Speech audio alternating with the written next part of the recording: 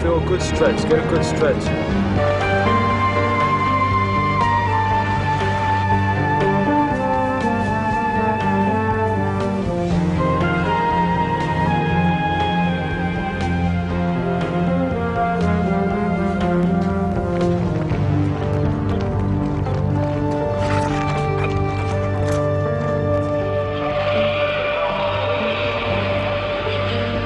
You tell me what you're gonna do tomorrow. I'm gonna go in there, I'm gonna jab to the head, then I'm gonna throw eighth to the body, and then I'm gonna move after I hit and punch the body. What are you gonna do when you get inside? I'm gonna open up like a son of a bitch.